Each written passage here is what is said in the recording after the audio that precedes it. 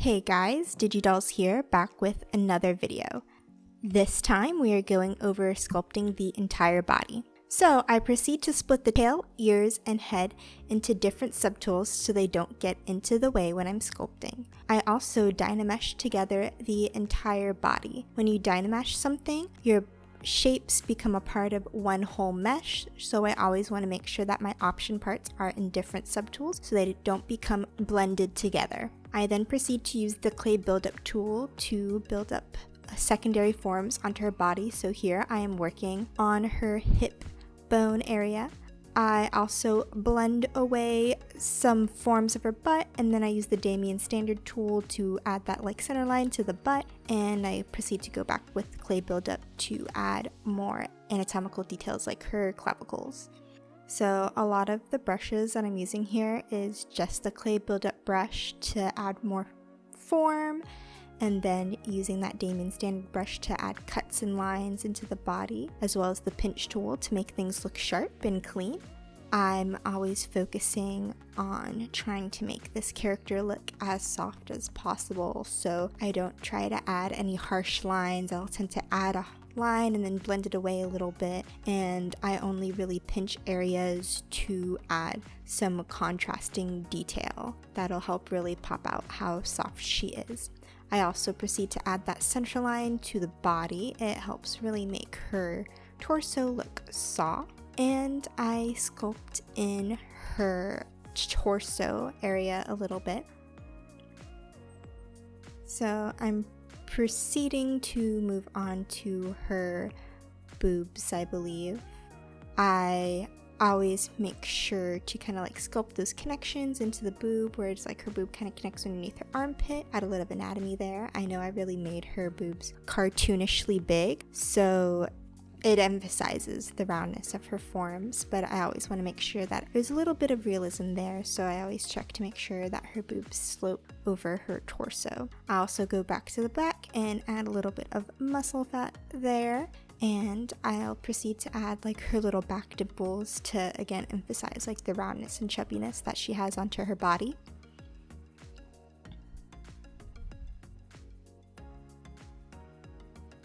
And I'm just making slight adjustments throughout. I also toggle off her arms because they are polygrouped, so I'm able to toggle off different polygroup visibility on the same sculpt. It really helps move those arms away so I can focus on her torso area a lot more. And then I proceed to just blend away some areas and use the pinch tool to add back in some sharpness and contrasting edges to the soft forms. If she was just one soft blob, she'd be really formless, but adding a little bit of pinch to certain areas or using that pinch tool to certain areas helps to bring a little bit of detail back, and that contrast makes her look even more chubby. So again, just blending out the dynamesh shapes. I do some fixes on the head real quick. I'm always just double checking and fixing and going back and forth and all over the place while I sculpt. I don't really have like one set way that I sculpt. So now I'm going to be moving on to her arms and her hands. When I do hands, I always make sure that they're in that rounded baseball mitt type of shape because your hands are not 100% flat. I also make sure to emphasize the chubbiness on her palms with her palm muscles, and I make sure that the top of her hand, starting from her pointer finger all the way down to her pinky, is slanted down, as well as making sure that where the thumb protrudes slants down as well and actually hangs lower than the rest of her hand. Your hand is not flat on top, so really adding those slants gives you way better anatomy than if you just had a flat hand. It's also a really interesting form. I always make sure that I really focus on the palms first before I add the fingers, because the palm is just, I think it's super important to the placement of the fingers. You'll be able to slant those fingers down in a more natural position when you really get your palm forms right. So again, just going back and working on the palm making sure it's nice and chubby. I'm also making sure that her arm and her palm, when it slants down in one nice smooth line. Then I begin to add the fingers. I usually just use that IMM primitive brush, and I make a spherical shape and then stretch it out with the move tool.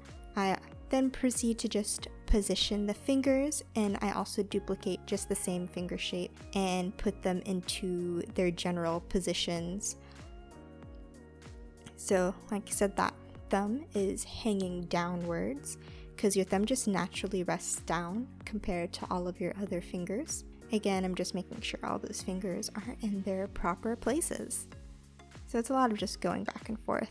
Also, since the pinky is way shorter, I always make sure that that palm has that pinky indentation, because when you look in your own hand, you'll notice that that pinky area dips way down when it comes to the palm. So I slant all the fingers down and just make sure that everything flows real nice. And then I'm going to proceed to start sculpting on the fingers.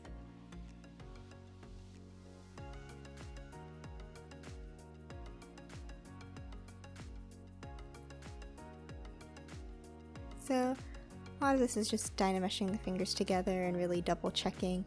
I always make sure that I pull my sculpt far away from me to make sure that as a whole she looks really good. And then I kind of just move down onto her thighs. So I'm blending those two thigh shapes together and then sculpting her little knee area. I always make sure that side area near the knee, there's like a bundle of fat right next to the bone. And I think that part's really important to making an anatomically correct knee, as well as it's just a really nice fun form that again emphasizes the roundness of her legs. So then I just proceed to blend her feet together. I really love making these like cartoony tiptoe paw feet. I think it's in a really aesthetic and cute shape, because already just having like that tiptoe heel look is super cute. It's kind of why heels look so cute. And so I decided to add that same concept to making the paw feet. And I think it's a nice way to blend animal and human anatomy together. It doesn't make it like so abrupt when you see an animal foot with like a more human body to me. So again, I use just the Damien standard brush to carve in her little toes. And then I use the move tool to flatten the feet. So the move tool has 3 circles on it, and each circle does like a different move function. One of those circles, when you move it up and down, actually flattens an area of your sculpt.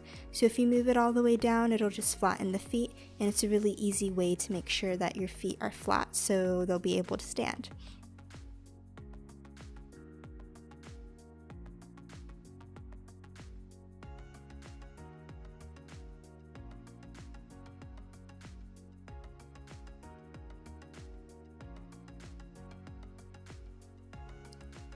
And now I've just moved back to the hands. I'm proceeding to blend the fingers into the palm. So I noticed that there was just some placement issues, so I fixed those real quick. And then I start carving in the gaps between the fingers, so that way I can later add the knuckles. It's just those little details that really make a hand look like a hand.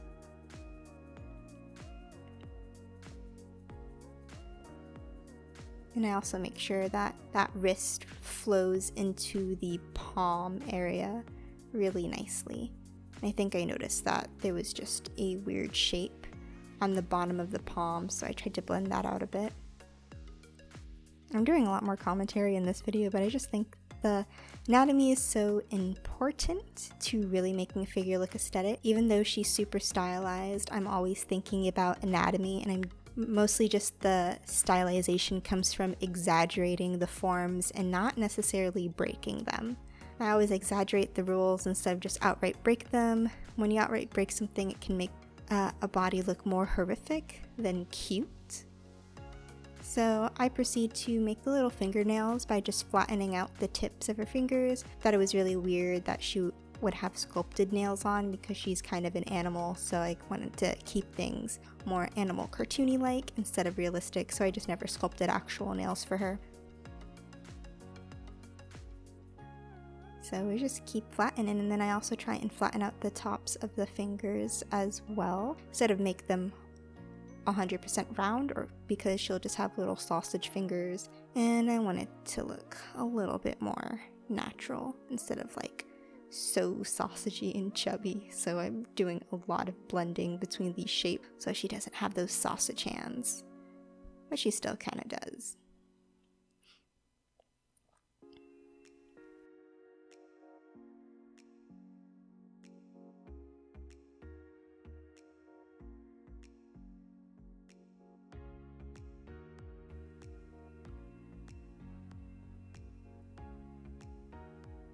So I always bring the body back, look at it, bring it forward, and now I'm moving on to sculpting the tail. So how I do fur, it's really stylized. It's mostly just taking the snake tool brush, and then I kind of make my brush circle a lot smaller, and I take that snake tool and I just stretch parts of the form until it turns into fur. And then I just like blend it together a little bit so it doesn't look so pointy and spiky, and just more like fur-like and fluffy. That's always how I've just done fur. If anyone has any great tips for how they do stylized fur, let me know. Sculpting fur has always been my weak point, so using the snake tool has always been my little cheat to making stylized fluffy characters. And then I go in with those ears, and I just go back with the clay buildup, and I carve into the ears to get that bunny rabbit like shape. I didn't want her ears to just go straight up and down like in the pictures, so they do have a bit of a wave in them and like a push forward, so that way her silhouette can look interesting from the side, just adding a little bit more variation to them to make them cute and more animated. Having your shapes or like your line of actions just be straight lines is really boring, so adding a little bit of like an S or a C curve to certain parts where it's just too straight adds a little bit of interest to the form. And with that, that's pretty much the end of the video. I usually don't say that, but you know, give it a like or subscribe if you're on YouTube, and if you're on Instagram, like it. Hopefully more people can see this. And have a nice day!